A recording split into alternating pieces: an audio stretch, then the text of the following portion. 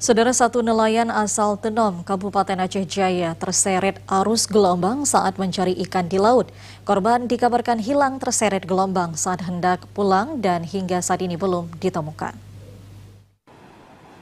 Tim gabungan SAR bersama warga terus melakukan pencarian satu nelayan yang hilang saat mencari ikan di perairan laut Tenom, Kabupaten Aceh Jaya. Korban hanyut dan hilang atas nama M. Nasir, 18 tahun, warga Gampung Ambang, Kecamatan Tenom, Kabupaten Aceh Jaya. Kejadian naas tersebut terjadi pada Kamis 25 Agustus 2022, sekitar pukul 16:28 waktu Indonesia Barat.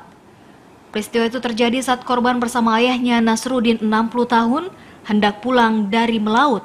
Namun bot yang digunakan mereka dihantam ombak besar hingga keduanya jatuh ke laut.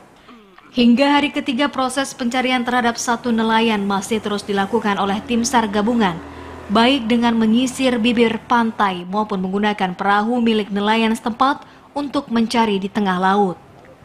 Pencarian tersebut turut melibatkan tim Basarnas Pos Melabuh yang dibantu oleh TNI, Polri, Rapi, Tagana, dan sejumlah pihak lainnya.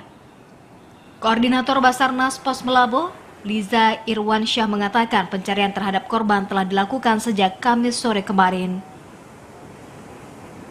Saya informasikan untuk pencarian tenggelamnya satu korban yang terjadi di hari Kamis sore pada saat pulang melaut bersama ayahnya, dan saat ini juga belum dapat, dan kita berupaya terus di hari ketiga ini untuk pencarian karena kondisi saat ini memang lagi ekstrim.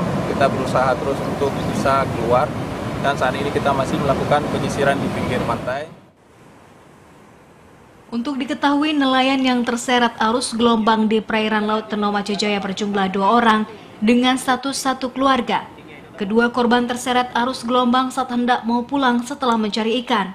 Dalam peristiwa tersebut berhasil ditemukan dalam kondisi selamat dan satu lagi masih dalam pencarian. Dari Aceh Jaya, Musliadi Tevrace melaporkan.